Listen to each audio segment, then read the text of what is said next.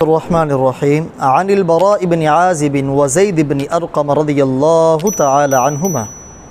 حضرت براء بن عازب اور حضرت زید بن ارقم رضی اللہ تعالی عنہما سے روایت ہے ان رسول اللہ صلی اللہ علیہ وسلم لما نزل بغدیر خم، کہ آپ صلی اللہ علیہ وسلم جب غدیر خم پر آپ نے نزول اور قیام فرمایا، اخذ بید علی، تو آپ نے حضرت علی رضی اللہ تعالی عنہ کا ہاتھ پکڑ کر فقال، فرمایا، الستم تعلمون انی اولی بالمؤمنین من انفسہم، کیا تم نہیں جانتے کہ میں مسلمانوں کا ان کے نفسوں اور ان کی جانوں سے بھی زیادہ دوست اور محبوب ہوں؟ قالوا بلی، سب نے عرض کیا کیوں نہیں، بے شک ایسا ہی ہے۔ قال الستم تعلمون انی اولی لکل مؤمن من نفسی، پھر آپ نے فرمایا، کیا تم نہیں جانتے کہ میں ہر مسلمان کا اس کے نفس اور اس کی جان سے زیادہ دوست اور محبوب ہوں؟ قالوا بلی، سب نے عرض کیا کیوں نہیں، بے شک ایسا ہی ہے۔ پھر آپ نے فرمایا، اللہم من کنت مولاہ فعلی مولا، اے اللہ میں جس کا دوست ہوں تو یہ علی بھی اس کے دوست ہیں۔ اللہم والی من والا، اے اللہ جو علی سے دوستی رکھے تو اس سے دوستی فرما۔ وعاد من عادا، اور جو علی سے دشمنی رکھے تو اس کے ساتھ دشمنی والا معاملہ فرما۔ فلقیہ عمر بعد ذلك، اس کے بعد حضرت عمر رضی اللہ تعالی عنہ حضرت علی رضی اللہ تعالی عنہ سے ملے، ان کو مبارکباد دیتے ہوئے فرمایا، یبن ابی طالب، اے ابن ابی طالب، تم ہر صبح ہر شام ہر مومن اور مومنہ کے دوست اور محبوب ہوگے۔ اصبحت و امسیت مولا کل مؤمن و مؤمنہ، رواہ احمد، یہ روایت مسند احمد میں ہے۔ وہ روایت جو عدوری بیان کی جاتی ہے، من کنت مولا فعلی مولا،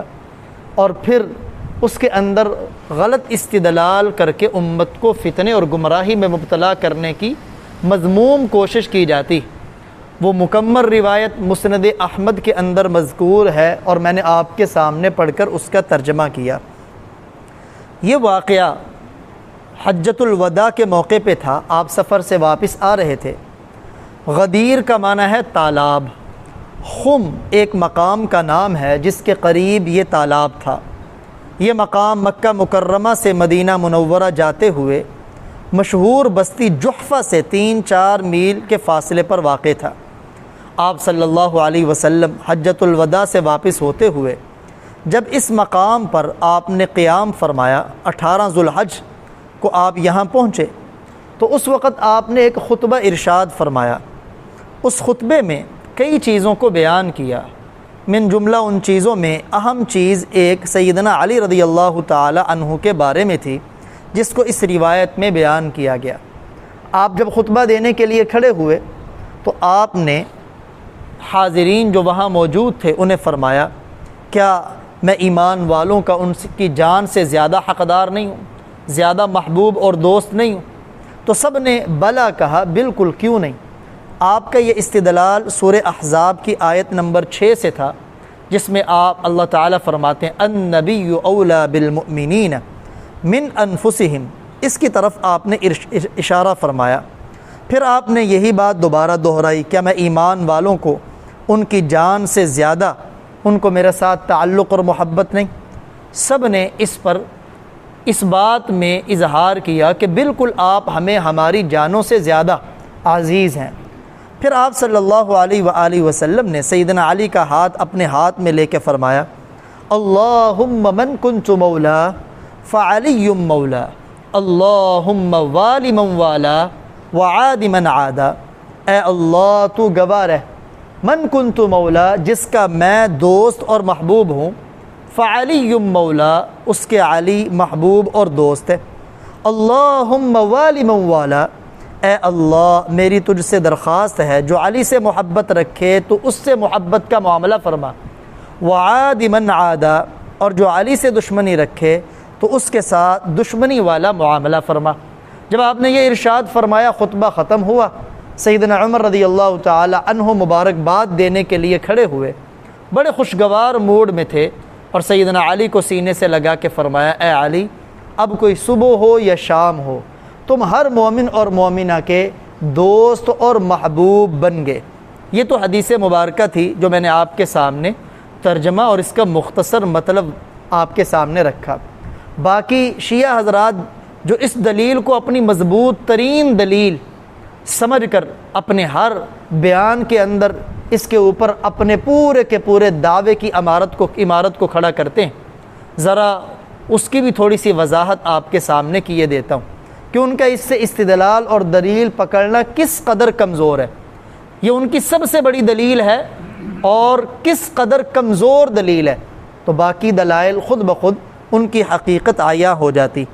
وہ اس روایت کو لے کر سیدنا علی رضی اللہ تعالی عنہ کو خلیفہ بلا فصل ثابت کرنے کی مذموم کوشش کرتے ہیں اور کہتے ہیں کہ مولا اس کا معنی ہے حاکم، اس کا معنی ہے آقا، کہ اللہ کے نبی فرما رہے ہیں جن کا میں حاکم ان کے علی حاکم، جن کا میں آقا ان کے علی آقا۔ تو گویا اللہ کے پیارے نبی نے اپنے بعد سارے ایمان والوں کے اوپر سیدنا علی کو حاکم اور آقا بنا دیا۔ حالانکہ پہلے غور کرنے والی بات یہ ہے کہ یہ جو لفظ مولا ہے،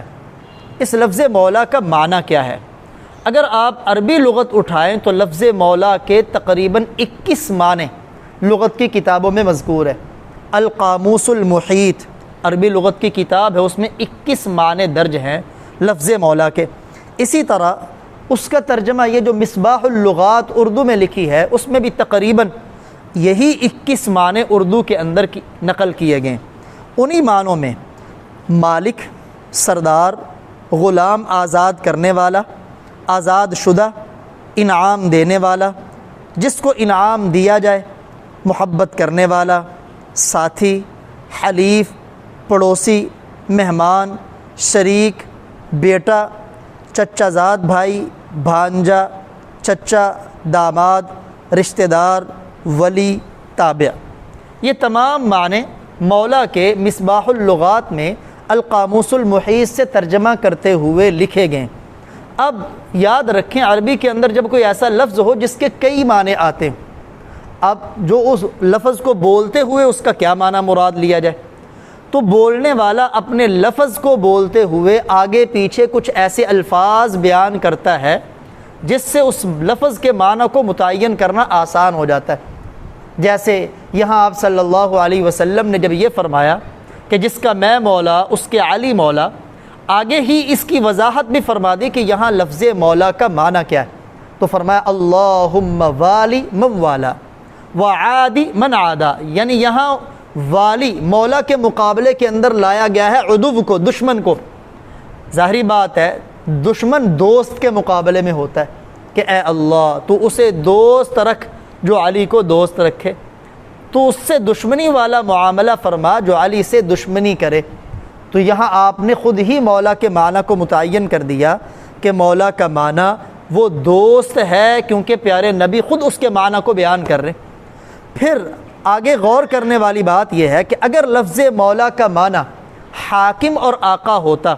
تو آپ صلی اللہ علیہ وآلہ وسلم کی وفات کے بعد سیدنا علی کو دعویٰ کرنا چاہیے تھا کہ اللہ کے پیارے نبی ابھی تو 70-72 دن پہلے مجھے اپنے بعد خلیفہ بنا کے گئے ہیں اور 70-72 صحابہ کے درمیان میں بنا کے گئے ہیں، تو پھر خلافت کا سیدنا علی کو اعلان کرنا چاہیے تھا اس دلیل کی بنیاد پر۔ حالانکہ سیدنا علی رضی اللہ تعالی عنہ نے بھی خلافت کا اعلان نہیں کیا، کیونکہ وہ بھی مولا کا معنی خلیفہ کے معنی میں نہیں لیتے تھے۔ اور پھر جو اس وقت صحابہ کرام موجود تھے، ان صحابہ میں سے کسی صحابی نے بھی سیدنا علی ابو بکر صدیق رضی اللہ تعالیٰ عنہ کے ہاتھ پہ بیعت کرتے ہوئے کسی نے یہ نہیں کہا کہ پیارے آقا صلی اللہ علیہ وسلم نے تو اپنے بعد علی کو خلیفہ بنایا اور بطور دلیل کے اس روایت کو پیش کیا ہو، کسی نے بھی ایسا نہیں کیا۔ اس وجہ سے اب دیکھیں غور کرنے کی بات ہے،